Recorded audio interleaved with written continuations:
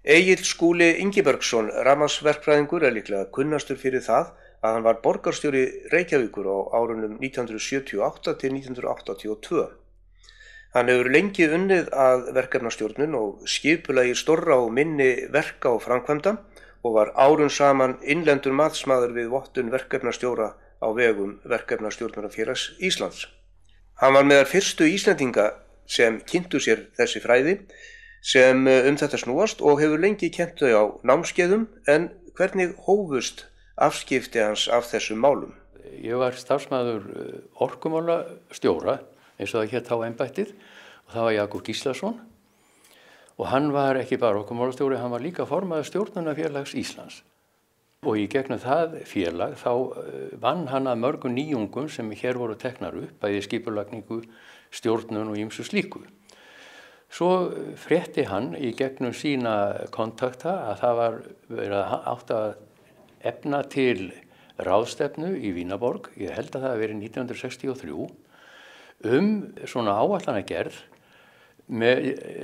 sem byggði á því að skipuleggja á þann máta að þú vissir alltaf hvar þú var staddur í verkinu á hverjum tíma. Þessi tegund áætlanagerð eiginlega kemur fyrst til þegar að fyrsta tunglið var sent í kringum jörðina.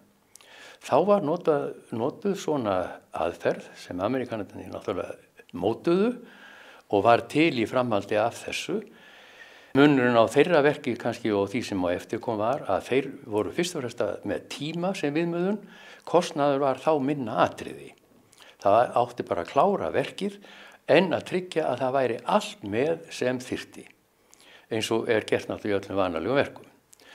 Nú, ég fór á þessa ráðstefnu og hún var ákaflega fróðleg og var manni náttúrulega bara eins og maður hefði komið í annan heim, og þegar tilbaka kom þá náttúrulega gerði ég grein fyrir hvað ég hafði heyrt og séð og flutti bæði það erindi að hafa skrifað þetta mikið orði á þessum árum og endaði með því að Jakob stingur upp á því að við efnum til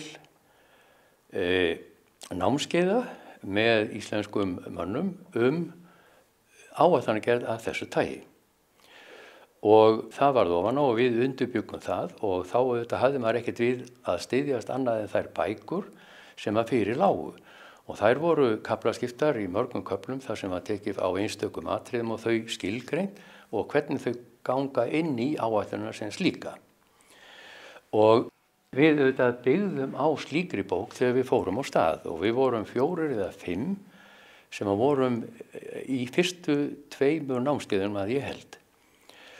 Og þá var ég líka byrjaður að vinna svolítið með þetta og fljótlega fannst mér að við værum að eyða tíma manna sem voru mjög beint tengdir þeim verkum sem þeir voru. Þetta voru ekki huglæg verkefni eins og verður stundum í svona góðum bókum.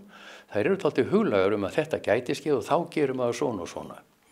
Og ég fór að skera utan af því sem við höfum verið með í byrjun og takmarkaði mig það sem að kom beint að gagni fyrir þá menn sem á okkar námskeið mættu. Og til að byrja með voru það ákaflega mikið fagmenn, sérstaklega úr byggingariðnaði. En það fellur þetta mjög að slíkum verkefnum.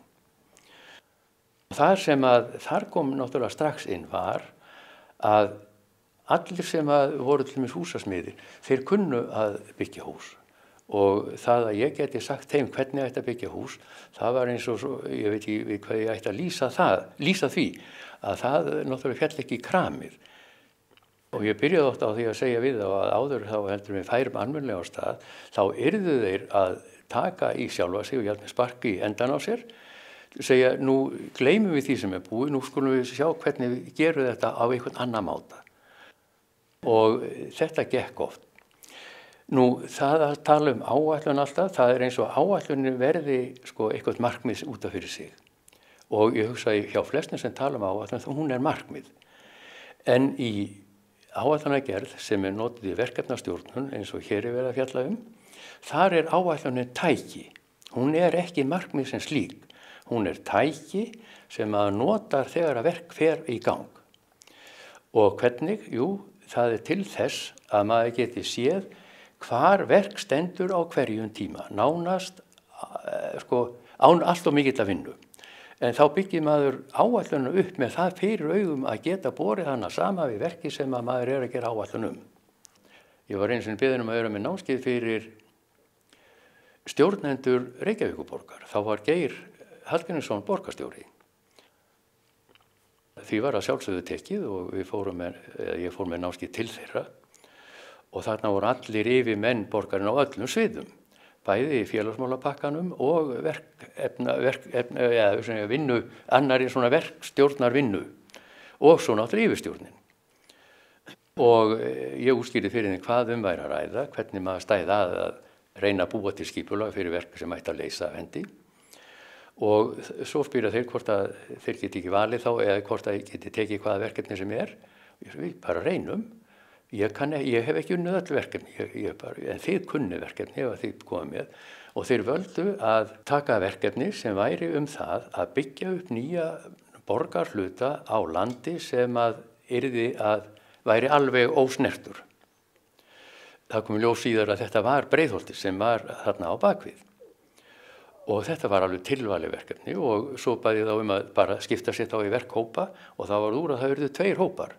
Annars voru lögfræðingar og þeir sem voru með svona hjálparstofnanir og annað þess áttar.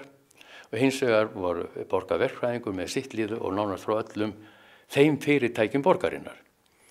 Og svo var farið á stað. Jú, sem þeir verið upp undir hálfan dag að vinna og ég lappaði bara á milli og ég hjálpaði þeim að komast í gang. Hvað gert? Og sagði ég, til dæmis, þið komið að óbyggðurlandi, hvað gerið þið? Þeir sem voru komið frá lögfræðingu, þeir sagði, við þurfum náttúrulega að eignarhald.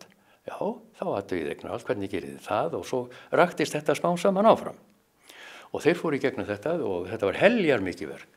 Og svo komu hinnir áttur verkfræðingarnir og það var ef það á að skipuleggja á nýju landi, hvað gerið þið? Já, það var bara skipuleggja og svo var að byggja göturnar og leggja lagnir og allt þetta. Út úr þessu kom svo eftir, hér bil hálfan dag. Annars vegar þá kom pakki, þessar áætlanir byggðar hann upp, þetta eru örvar, sem þýða verkþátt. Mislangan, maður velur það svona smá saman. Og þeir í lögfræðingadeildinni, þeir voru með pakka sem byrjaði með geysilega bólgnum þætti og sem endaði svo í því mæla út fyrir götum, leggja lagnir og byrja að byggja. Ein svona mjó ræma á eftir, ósköp eðlilegt. Já, hinum megin, þá byrja þeir yfirtaka land, leggja ákveðna götur, skipuleggja, leggja þessa lögn, hinanlegn og það var alveg óskapleg breiða, eftir þetta náttúrulega helja mikið verk á báða vegu og var mjög gaman að sjá, en það sem þeir höfðu náttúrulega mest gaman að sjá var hvaða var mikill mun á því hvernig þeir á einni stofnun, einni borg, hugsuðu misjafnt hvað þyrfti að gera og var til þess áreiðanlega að þetta gjörbreytti hvernig þeir unnu saman eða var minnst reynd tíma. Ég hafði mjög gaman að þessu.